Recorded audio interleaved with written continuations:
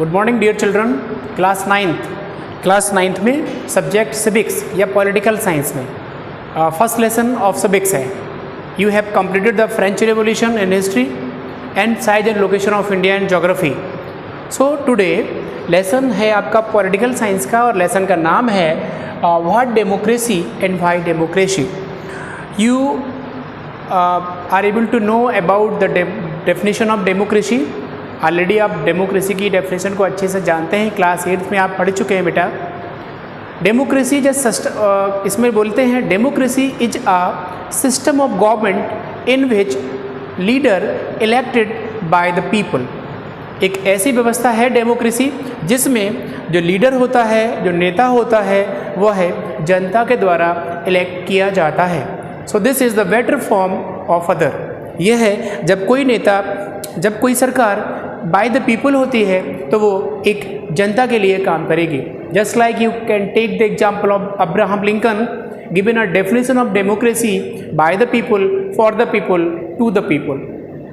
मतलब to the people, by the people, for the people. जनता के द्वारा और जनता के लिए सरकार बनती है, वो सरकार डेमोक्रेटिक कहलाती है। तो यहाँ पर हम पढ़ रहे हैं डेमोक्रेसी क्या है। तो आपको क्या का आंसर मिल गया। यहाँ पे 2 क्वेश्चन है। You have 2 questions, what democracy and second is why democracy. तो व्हाट का आंसर आपने पा लिया कि डेमोक्रेसी में ऐसी व्यवस्था होती है जहाँ पर सरकार जनता के द्वारा चुनी जाती है, कोई नेता इलेक्टेड बाय द पीपल, और वो जनता के लिए ही काम करता है। Okay. Second things is why democracy. ये देखिए, व्हाट डेमोक्रेसी के बाद व्हाई डेमोक्रेसी। डेमोक्रेसी ही क्यों, डेमोक्रेसी ही क्यों, इसका आंसर हम देने जा रहे हैं। You can take the example of Chile and Poland and Ghana. मतलब in the instant part of the world, दुनिया के दूर दूर देशों में या दुनिया के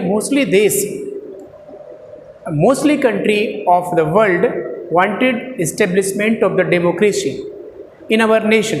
अपने राष्ट्र में, अपने देश में वह है डेमोक्रेसी इस्टेब्लिश करना चाहते हैं। सो आप देख लीजिए कि एग्जाम्पल है आपका चिले में Salvador Allende was a president of Chile at that time. और बात है 11 सितंबर 1973 की। उनकी आखिरी स्पीच थी, last speech of Salvador Allende, speech for the people, लोगों के लिए स्पीच थी कि जो हमारे हार्ड वर्कर्स हैं, जो हमारे लेबर हैं, हमारे देश के मेहनत कश मजदूर हैं, हमें ऐसा लग रहा है कि आफ्टर मी, मेरे बाद भी ये डेमोक्रेटिक नेशन बरकरार रहेगा। क्योंकि he was very loving president of Chile. He provide the policy for the people, for the peasant, for the children, womens, free milk for the children, education, peasant, no taxes. तो बहुत से ऐसे implementation कहना चाहिए कि Salvador Allende सरकार द्वारा जनता के लिए किए जाते थे। So they were the living, he was a loving president of Chile. यह बात उनके खुद की जो गवर्नमेंट में काम कर रहे, सरकार में एक मिनिस्टर था, कहना चाहिए सेना में, आर्मी चीफ को ये बात पसंद नहीं आई। उसका नाम था अगस्तो पिनोचे। अगस्तो पिनोचे ने इन्हें एक धमकी दिया जब इनकी स्पीच हो रही थी 11 सितंबर 1973 में। तो रेडियो में एक अनाउंसमेंट आया कि आप अपनी सीट को छोड़ दीजिए। मतलब प्रेसिडेंट का जो पद है वो आप छोड़ दीजिए, उसको लीव आउट कर दीजिए। अगर आप प्रेसिडेंट का पद छोड़ देंगे तो फिर जो है कोई प्रॉब्लम नहीं है, हम आपसे कुछ नहीं कहेंगे, हम यहाँ के अब प्रेसिडेंट बनने जा रहे हैं। सल्वाडोर एलेंडे जैसी इस बात को सुनते हैं उन्हें अवॉइड किया। उन्होंने अगस्तो पिनोचे की इस डिमांड को एक्सेप्ट नहीं किया, रिजेक्ट कर दिया और अपनी स्पीच में लगे रहे। देखिए, कहते हैं ना, जब व्यक्ति का लास्ट टाइम होता है तो उसे पता चल जाता है। Just like mister Salvador Allende, लगता है शायद वो जान गए थे कि आज मेरा लास्ट दिन है।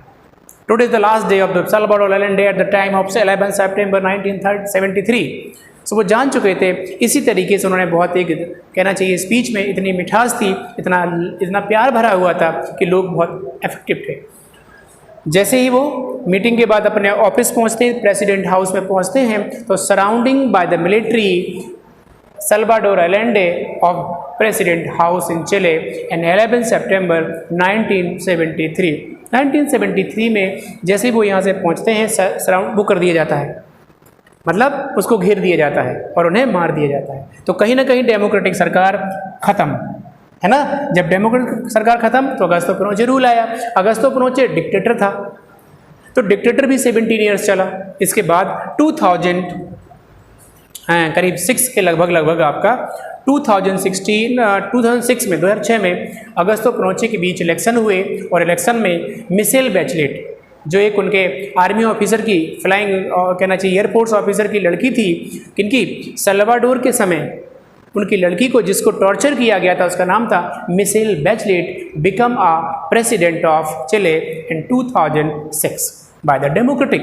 तो कहने का मतलब कि पहले डेमोक्रेटिक था, देखिए डी, पहले डेमो था, फिर आ गया डिक्टेटर बीच में और डिक्टेटर हट के फिर डेमो आ गया। तो मेरा मतलब है कि अगर डेमोक्रेटिक सही ना होता तो हम डेमोक्रेटिक को इस्टेब्लिश क्यों करते, डेमोक्रेटिक को इस्टेब्लिश क्यों करते। So we have about knowledge about the democracy is the better form of other. दुनिया के सब व्यवस्थाओं में लोकतांत्रिक व्यवस्था सबसे बेटर मानी जाती है, क्योंकि हमने पहले डेमोक्रेसी चली गई, डिक्टेटर आई, लेकिन लोगों ने डिक्टेटर को नहीं माना और फिर से डेमोक्रेसी रिस्टोर कर ली। तो चलिए एक एग्जाम्पल, दूसरे देश का एग्जाम्पल हम लेते हैं, नाम है पोलैंड। पोलैंड में लेक वलेसा 1980, इसमें जो है इसकी शुरुआत 1980 में स्ट्राइकिंग से हुई। बात करते हैं 1976 में लेक वलेसा को लेनिन से प्यार से नौकरी से निकाल दिया। उसकी गलती थी, उसने कहा था कि आई वांट अवर कहना चाहिए से जो बेज है वो इंक्रीज कर दी जाए, मतलब हमारी तनख्वाहें बढ़ा दी जाए। इस बात से लेनिन से प्यार, पोलैंड की लेनिन से प्यार सरकार ने उसको नौकरी से निकाल दिया था। इसके पहले भी एक क्रेन ऑपरेटर को उन्होंने नौकरी से निकाल दिया था। तो 14 अगस्त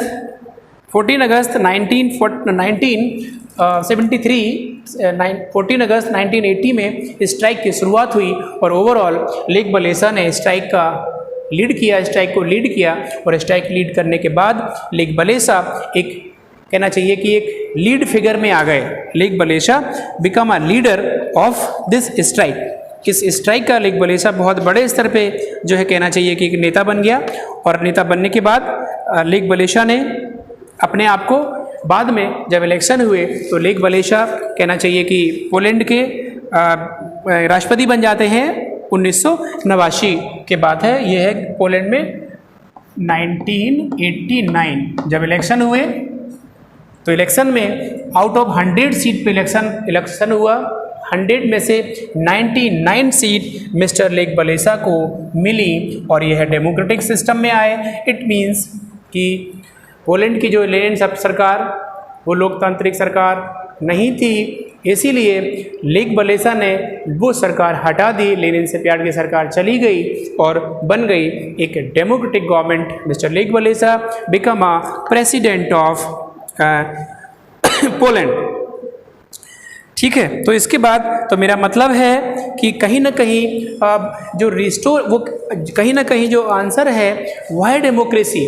तो वह डेमोक्रेसी का यही आंसर होगा कि डेमोक्रेसी ही क्यों, क्योंकि चिले में डेमोक्रेसी से डिक्टेटर आई और डिक्टेटर से फिर डेमोक्रेसी आई। सो हमें भी डेमोक्रेसी चाहिए। पोलैंड में डेमोक्रेसी नहीं थी तो वहाँ पे वैसा सिस्टम था, डिक्टेटर का था या ब्यूरोक्रेटिक था, तो कहीं ना कहीं फिर से डेमोक्रेसी की डिमांड करी और इस्टेब्लिश हो गई democracy. And Lech Walesa become a president of Poland in 1990।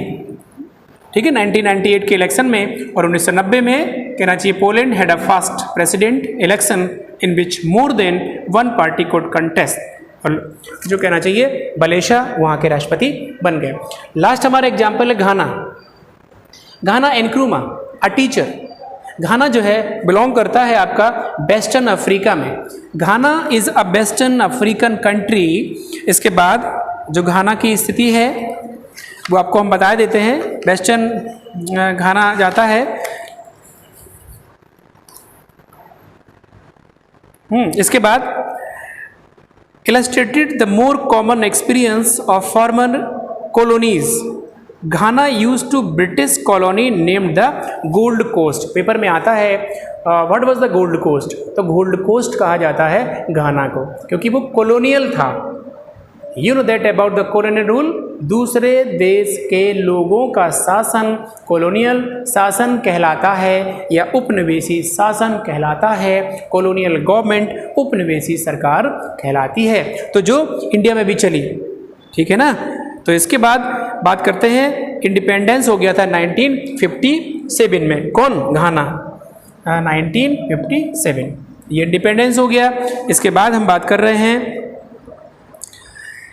Among the first country Africa to gain independence, ये अफ्रीका की कहना चाहिए, ये वेस्टर्न अफ्रीका की एक जो पहला देश था, the first nation was the Ghana become a independence in 1957, और इससे दूसरे देश कहना चाहिए इंस्पायर हुए। और जो घाना वो एनक्रुमा हैं, एनक्रुमा एक पेशे से गोल्ड स्मिथ और खुद एक टीचर थे, उन्होंने भी इस व्यवस्था को कहना चाहिए कॉलोनियल रूल को धीरे धीरे एस्टैब्लिश कहना चाहिए उसको रिप्लेस किया, रिमूव किया, और डेफिनेटली वह डेमोक्रेटिक सिस्टम को लाए। और एनक्रुमा बिकम कहना चाहिए पीएम, पहले ये पीएम बने। Nkrumah came first prime minister and then president of Ghana. He was the friend of Mr. Pandit Jawaharlal Nehru and an inspiration for democratic in Africa। ठीक है, जो घाना के एनक्रुमा है वह मिस्टर जवाहरलाल नेहरू के दोस्त थे। जवाहरलाल नेहरू के दोस्त होने के बाद है ना, इसके साथ जवाहरलाल नेहरू के दोस्त के साथ साथ इन्होंने पूरे वेस्टर्न अफ्रीका पे एक ऐसा मैसेज दिया, एक ऐसा डेमोक्रेटिक नेशन का मैसेज दिया कि पूरा जो है अफ्रीका डेमोक्रेटिक राष्ट्र बने और दुनिया के सामने आए। इसके साथ देखिए, you have studied about the Chile, Poland और घाना।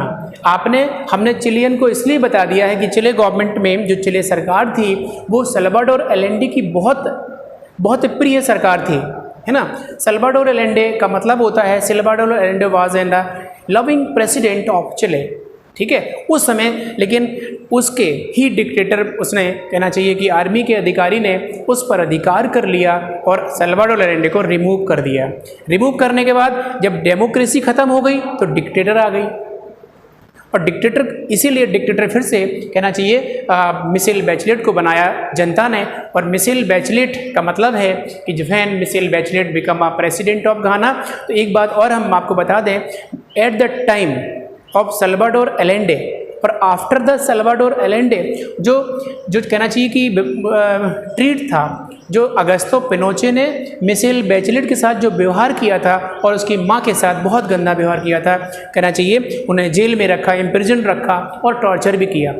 अब सुनो बेटा, जब Michelle Bachelet become a president of Ghana, जब ये घाना की राष्ट्रपति बनी, तो इसने एक मैसेज दिया था कि हमारे साथ जिन लोगों ने हमें हेट की दृष्टि से देखा, हमारे साथ घृणा की दृष्टि से देखा, हमें उनके साथ प्यार रखना है, लविंग रखना है, और ऐसी व्यवस्था जो है इन्होंने दी। तो हम लोग पढ़ चुके हैं आपको चिले की और पोलैंड की और घाना की, तो आपको दोनों आंसर मिल गए। व्हाट डेमोक्रेसी का मतलब मिल गया और वाई डेमोक्रेसी का मतलब मिल गया। कहते हैं लोग पढ़ते क्यों हैं? क्योंकि अच्छा जॉब चाहिए, अच्छी व्यवस्था चाहिए। तो कह रहे डेमोक्रेसी क्यों है? क्योंकि संसार के और देश डेमोक्रेटिक हैं, इक्वालिटी है, फ्रेटर्निटी है और many of the fundamental right हैं, इसीलिए हमें डेमोक्रेसी चाहिए। So we need the democracy. Democracy is the better form of the government uh other. दूसरी व्यवस्थाओं की अपेक्षा डेमोक्रेसी एक बेटर फॉर्म होता है। So we need the democracy. Okay guys, next video में आपको हम इस लेसन का अगला पार्ट हम करा देंगे। Thank you so much.